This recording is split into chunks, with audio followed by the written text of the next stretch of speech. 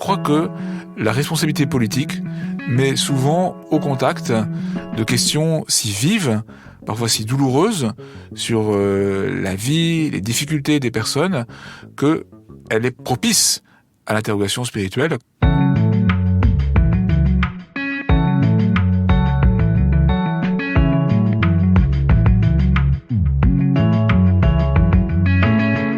Monseigneur Mathieu Rouget, évêque de Nanterre, connaît parfaitement le monde de la politique. Théologien et essayiste, il a été pendant 8 ans aumônier des parlementaires. Dans le contexte de la crise sanitaire, il lui semble primordial, aujourd'hui, de réconcilier foi et politique. Cependant, Monseigneur Rouget se méfie des débats superficiels. Pour lui, il est nécessaire d'instaurer un dialogue profond, libre et serein. Pour clore cette 2e saison du podcast Place des religions, Monseigneur Rouget a accepté de réagir aux propos des différentes personnalités lors d'épisodes précédents. Gauthier Vaillant, journaliste au quotidien La Croix, s'est entretenu avec lui. Dans ce podcast, des personnalités de tous horizons nous éclairent sur les relations entre la politique et les religions à partir de leur expérience sur le terrain. Vous écoutez la 2e saison de Place des religions.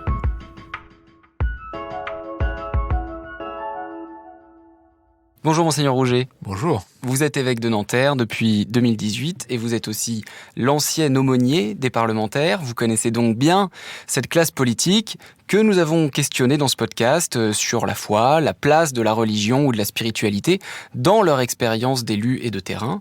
La foi et la politique sont 2 domaines que dans notre France laïque on a souvent tendance à opposer ou en tout cas à séparer très fortement. Aujourd'hui, quelle place est donnée selon vous aux faits religieux par les acteurs de cette sphère politique? Je pense que les choses se passent différemment à différents niveaux. Au plan local, dans les communes, dans les départements, dans les régions, il y a des relations constantes entre les responsables de la vie publique et les responsables religieux. Au plan des communes, les maires et les curés sont en dialogue permanent et souvent très fructueux. Durant la crise sanitaire, ce dialogue, il n'a pas concerné seulement les rénovations de toits d'églises ou de chauffage de sacristie, mais beaucoup l'engagement auprès des plus pauvres. Au plan départemental, la relation entre l'évêque et le préfet est en général très vivante et très positive, également avec les responsables des conseils départementaux, des conseils régionaux, sur des projets, je pense en particulier dans le champ scolaire.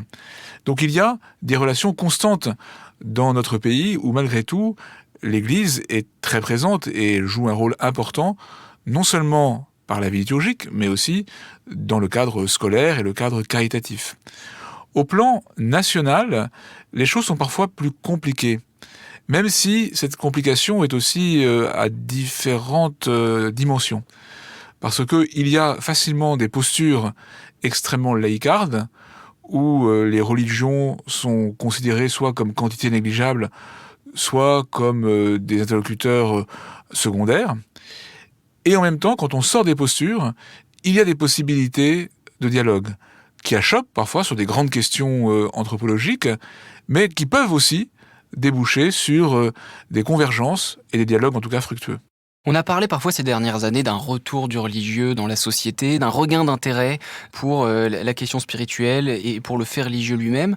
Avez-vous le sentiment que chez les politiques, l'intérêt pour ces questions a évolué ces dernières années et si oui, dans quel sens? Alors je pense qu'il y a 2 phénomènes contradictoires et coexistants, c'est-à-dire une sécularisation croissante de notre société, une ignorance religieuse toujours plus forte. Je pense par exemple aux jeunes générations de parlementaires qui parfois n'ont aucun contact avec l'expérience religieuse, qui ne la connaissent pas et donc qui ne peuvent pas la comprendre. Et en même temps, il y a des questions nouvelles qui se posent autour de la place de l'islam, en particulier dans notre pays, mais aussi autour de l'interrogation spirituelle. Et parmi les élus, il y a aussi des recommençants, il y a aussi des néophytes. Et donc, il y a cette coïncidence très paradoxale entre une sécularisation qui continue de se développer et une interrogation spirituelle qui réémerge également. C'est ce qui fait la complexité, mais aussi la richesse de l'époque que nous vivons. Est-ce que vous iriez jusqu'à dire que cette réémergence de la question spirituelle peut-être vient tout simplement de cette sécularisation grandissante, de cette perte de repères? Est-ce que c'est parce qu'il n'y a plus ces repères qu'une préoccupation revient là où avant peut-être des repères culturels suffisaient à tenir lieu de réponse à ces questionnements? Et là aussi, je pense que la réponse est complexe, parce que d'une part, il y a une sorte de matérialisme qui se suffit à lui-même, qui est très fort parmi beaucoup de nos contemporains, mais en même temps, l'inquiétude du cœur humain est ce qu'elle est, et donc elle finit toujours par se lasser d'un matérialisme superficiel. En tout cas, elle peut se lasser d'un matérialisme superficiel. Après, je crois que la responsabilité politique met souvent au contact de questions, surtout la responsabilité de terrain, de questions si vives, parfois si douloureuses, sur la vie, les difficultés des personnes, qu'elle est propice à l'interrogation spirituelle, à condition qu'il y ait aussi les bons interlocuteurs au bon moment pour l'accompagner.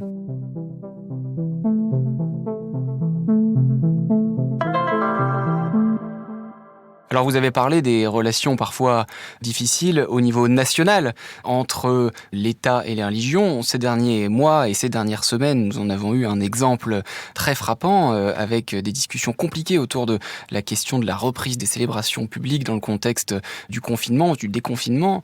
Ça avait déjà été vrai au printemps, ça a été de nouveau le cas là à l'automne. Je vous propose qu'on écoute ce que disait récemment Monseigneur de Moulins-Beaufort, le président de la conférence épiscopale, lorsque le Premier ministre a décidé d'imposer une jauge à 30 personnes dans les lieux de culte. Ça fait déjà au moins depuis le mois de mai, ça fait au moins 4 ou 5 fois que nous présentons des protocoles. C'est toujours les mêmes parce que...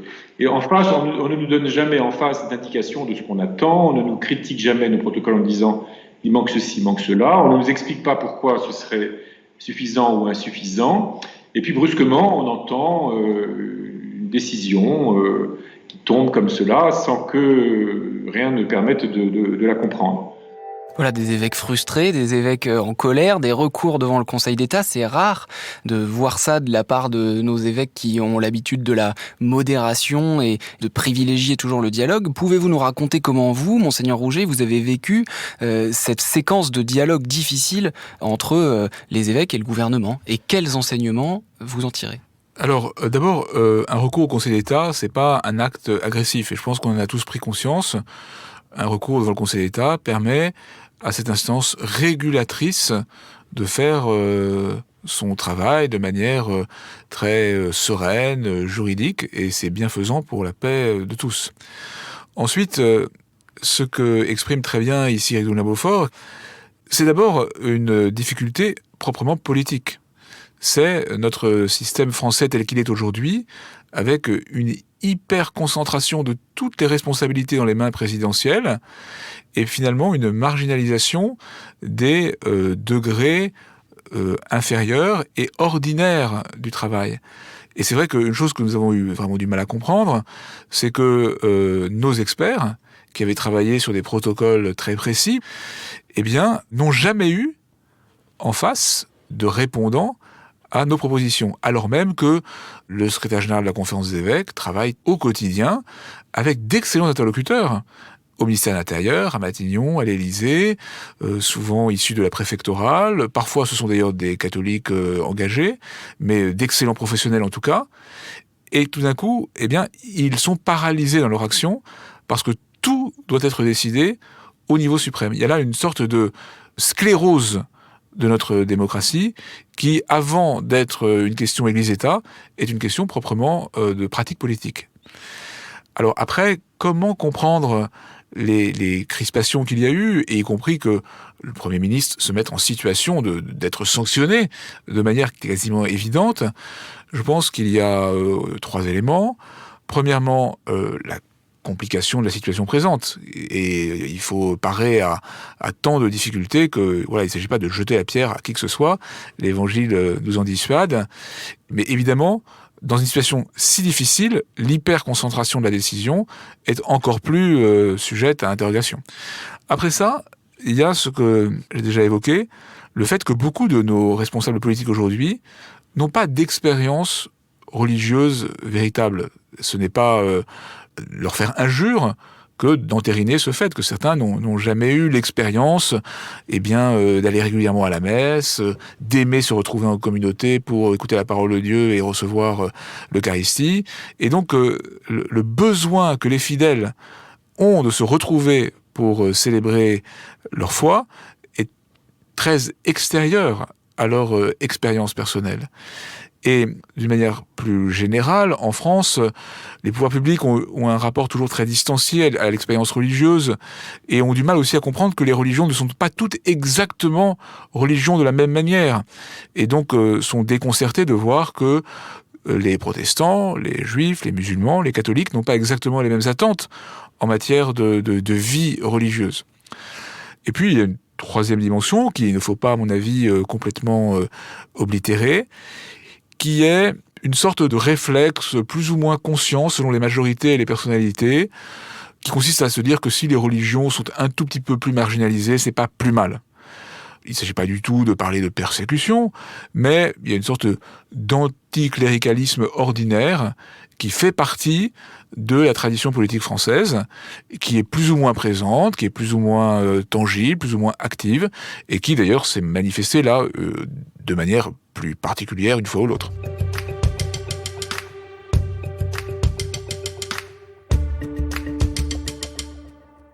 Bien, venons-en maintenant à ce que ces hommes et ces femmes politiques nous ont dit dans ces podcasts, puisque nous sommes allés chercher ce qu'il y avait de moins anticlérical chez eux et chez elles. Parmi ces différents entretiens, nous avons retenu quelques extraits qui nous ont marqués et sur lesquels nous voudrions vous faire réagir, Monseigneur Rouget. Si vous voulez bien, on va commencer par écouter Cécile Duflot, ancienne ministre écologiste, aujourd'hui directrice de l'ONG Oxfam. Nous lui demandions dans cet extrait de nous raconter la première fois qu'elle a lu l'encyclique Laudato Si du pape François. Je me souviens très bien, j'ai lu cette encyclique la nuit, je l'ai lue 3 fois, je me suis dit, sans blague. Alors je savais qu'elle allait sortir, je connais des gens qui avaient contribué à y travailler, donc j'étais attentive, mais j'ai été sciée. Voilà, parce que, pas seulement parce qu'il parlait d'écologie, mais parce que c'est la lecture d'un écologiste du Sud qui parle de dette écologique, qui lit les questions sociales et les questions écologiques, enfin, il y avait tout, quoi. Voilà, Cécile Duflot, sciée à la lecture d'une encyclique. Clairement, l'engagement écologique de l'Église et du pape François est bien ressenti par pas mal de personnes. Je pense que, au-delà de ce cas particulier, ce qui est important et intéressant, c'est que la question écologique repose d'une manière nouvelle la question éthique dans le champ politique. Et le champ politique a souvent la tentation d'expulser les questions éthiques, d'en rester soit dans un pragmatisme, soit dans l'idéologie, soit dans les querelles politiciennes exclusivement. Et donc, l'approche écologique vient réintroduire le questionnement éthique. Après, il faut aller au bout de ce que propose l'enseignement du pape et de l'Église en général sur l'écologie humaine, sur l'écologie intégrale. Je suis très content que Mme Duflot ait passé une nuit à lire et relire cette belle encyclique, mais au-delà de la joie sincère qu'elle exprime, comment aller jusqu'au bout pour comprendre que le souci écologique n'est pleinement authentique que s'il est global, et que si on pense en même temps la question climatique, la question anthropologique, la question économique. C'est ce que nous faisons d'ailleurs avec les évêques dans un grand travail que nous avons engagé sur 3 ans en dialogue avec beaucoup d'acteurs de l'écologie. Il s'agit de prendre au sérieux les questions environnementales, mais dans un cadre plus large qui n'est encore une fois juste et authentique que s'il prend complètement en considération la dignité de la personne humaine dans son environnement. Il n'y a pas que Cécile Duflot, plus largement. Si on regarde dans la nouvelle génération d'élus écologistes, dans notre podcast, nous avons eu notamment Éric Piolle, le maire de Grenoble, qui nous parlait de son besoin essentiel de spiritualité. On l'a pas eu dans le podcast, mais il y a aussi Pierre Urmic, le nouveau maire de Bordeaux, qui est notoirement catholique pratiquant. Qu'est-ce qui se passe avec les écologistes politiques ? On a l'impression que les Verts sont la partie de la sphère politique contemporaine qui est peut-être la plus ouverte finalement à ces interrogations, au champ de la spiritualité, à une forme de transcendance. Alors, tout est toujours complexe, parce que dans pas mal de municipalités, les groupes verts sont aussi en général les groupes les plus durs dans l'anticléricalisme, pour le coup vraiment affichés et actifs. Donc il y a des ouvertures, mais il y a aussi des fermetures. Encore une fois, la question écologique peut réintroduire du questionnement éthique, et donc il n'est pas incompréhensible que ce soit aussi un lieu de rencontre avec les questions spirituelles. Mais c'est vrai aussi, c'est pour ça qu'il y a besoin d'un discernement et de pouvoir dialoguer. C'est aussi une famille politique où il y a beaucoup de dureté et de fermeture à l'égard des questions religieuses. Moi, ce qui m'a beaucoup marqué durant toutes les années où j'étais en contact quotidien avec des politiques, c'est que il ne faut jamais désespérer de personne. C'est vrai en général dans les relations humaines, mais dans ce champ-là aussi. Il peut y avoir des postures parfois extrêmement dures, et puis la rencontre personnelle permet d'aller plus loin, de voir ce qui habite le cœur de chacun. Autour du redémarrage de la vie liturgique, il y a quelques semaines et quelques jours, je me suis retrouvé sur un plateau de télévision, enfin l'un et l'autre à distance, mais relayés sur le même plateau de télévision, avec un des principaux responsables de la France Insoumise, qui a fait un plaidoyer en faveur de la possibilité pour les chrétiens de prier, de se retrouver dans leurs églises, qu'on n'aurait sans doute pas imaginé.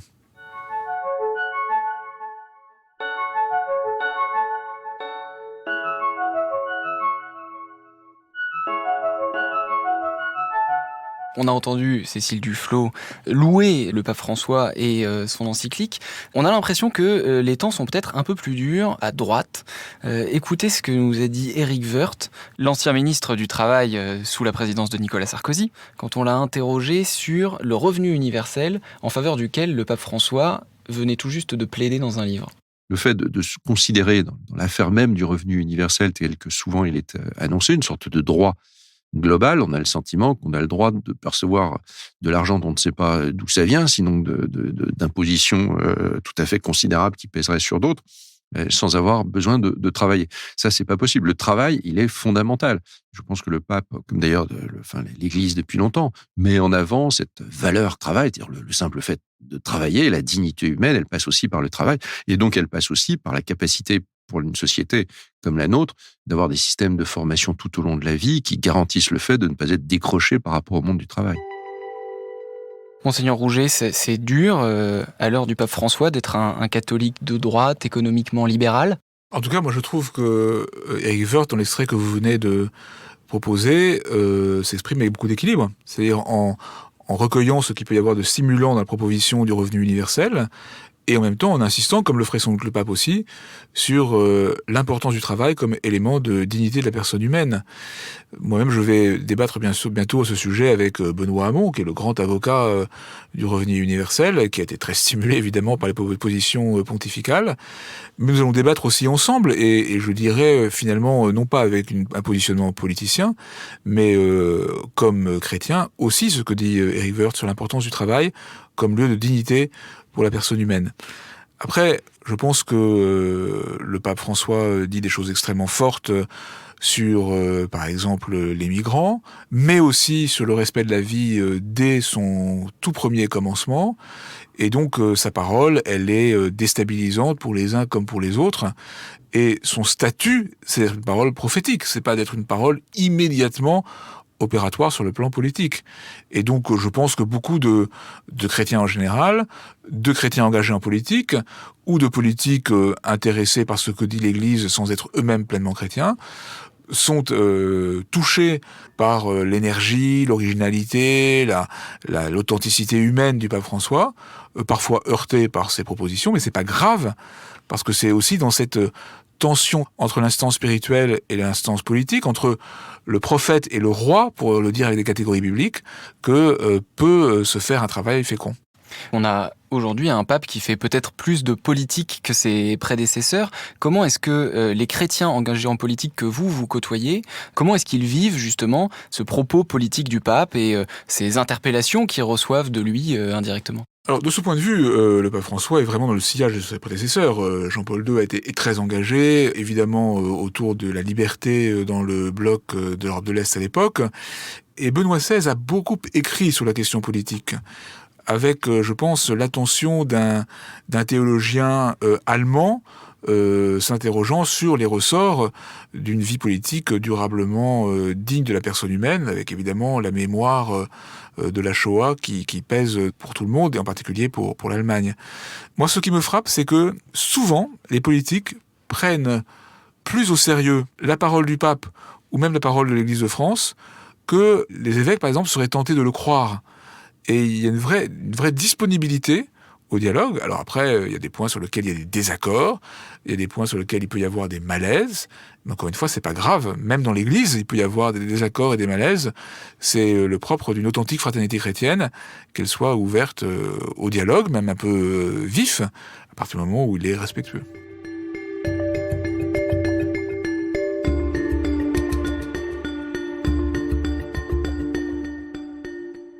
Vous parliez tout à l'heure de cette nouvelle génération politique dépourvue de repères religieux, mais vous allez voir que ça n'est pas toujours le cas. Écoutez ce que nous a dit à ce sujet la ministre Marlène Schiappa. Moi, je suis d'une famille qui vient du Sud. Ma mère est d'origine italienne, mon père est corse, donc on a des traditions catholiques qui sont profondément ancrées. Moi, je fête Noël avec un sapin, une étoile sur le sapin, une crèche avec Jésus, les rois mages, etc. En même temps, on est très imprégné de beaucoup de traditions qui viennent du catholicisme. Et puis, on a aussi nos propres superstitions, nos propres croyances. Et puis, il y a aussi des moments où on prie, en fait.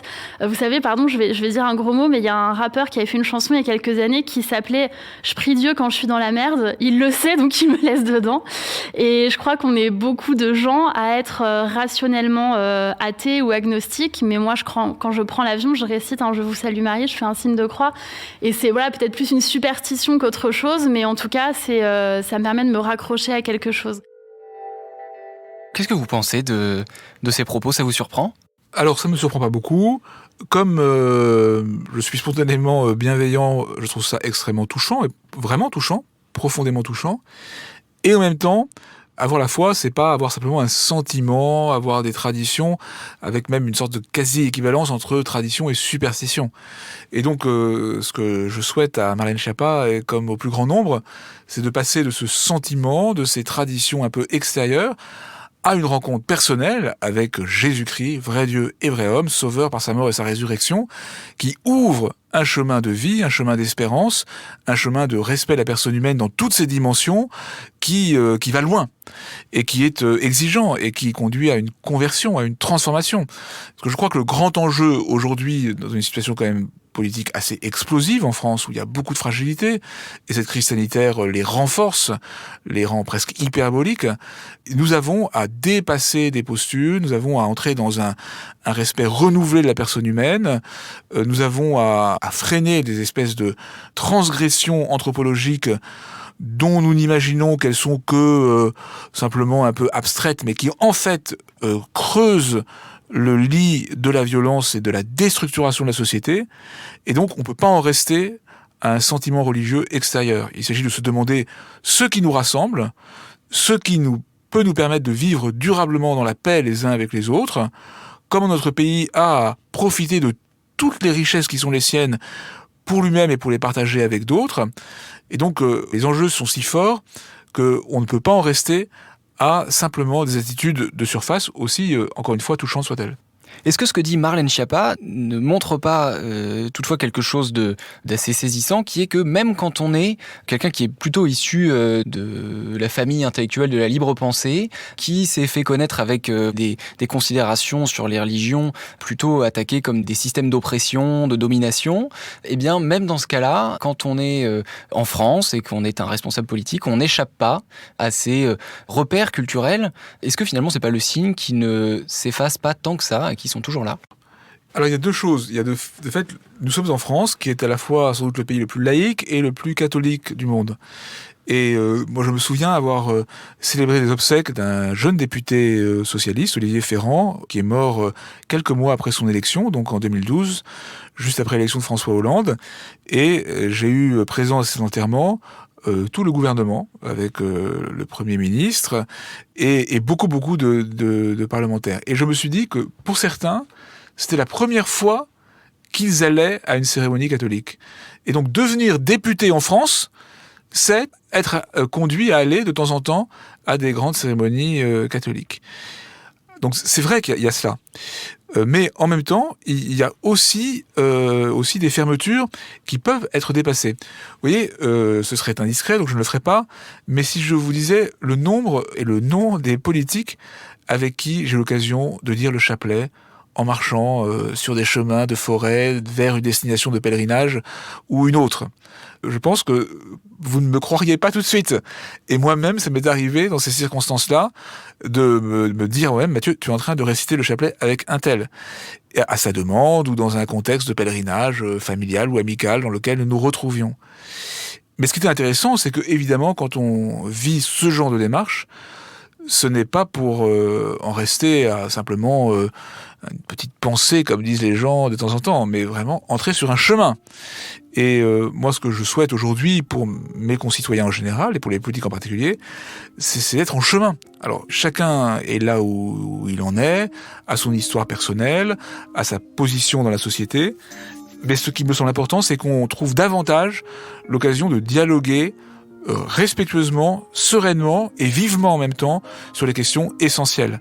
Parce que les enjeux sont trop graves pour en rester simplement ou à des postures de fermeture ou à un sentiment sympathique, et puis aussi suivant les auditoires quand même, on change un peu ce qu'on a envie de dire.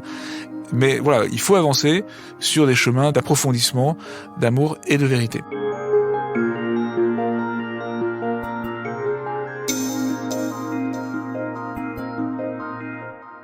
La question de la fin, Monseigneur Rouget, vous nous disiez tout à l'heure que vous aviez toujours de la joie à rencontrer les hommes et les femmes politiques. D'où elle vient, cette joie ? Qu'est-ce qui vous plaît dans le fait de les rencontrer ? Je suis souvent vraiment touché par tout simplement le goût des autres qui anime les responsables politiques. Alors inégalement, même si je ne me permets pas d'émettre de jugement, mais les élus locaux, quelle que soit la taille de la collectivité pour laquelle ils sont engagés, mais aussi des élus nationaux, j'en ai rencontré beaucoup qui m'ont, moi, fait grandir par la vérité, la qualité de leur engagement, leurs compétences. Maintenant, je suis aussi tout à fait lucide sur les tentations propres à la vie politique, de séduction, de manque de sincérité, de double ou triple ou quadruple ou quintuple langage, de manque de persévérance de l'engagement. Et je crois qu'il y a aussi aujourd'hui il y a un sursaut dans le monde politique, un sursaut de sérieux, de cohérence et de capacité à faire vivre un dialogue extrêmement libre et en même temps serein. Parce que je suis frappé quand même de voir que, pas mal d'injonctions tentent à brider la liberté d'expression profonde. Les débats aussi se durcissent, parfois même s'hystérisent, et je crois que c'est extrêmement dangereux. Donc j'ai à la fois beaucoup de bienveillance et d'amitié pour beaucoup de responsables politiques, mais en même temps, je crois qu'il y a des enjeux essentiels aujourd'hui, et qu'il est urgent qu'il y ait un sursaut de goût de la liberté, de sérieux, de sobriété et de cohérence.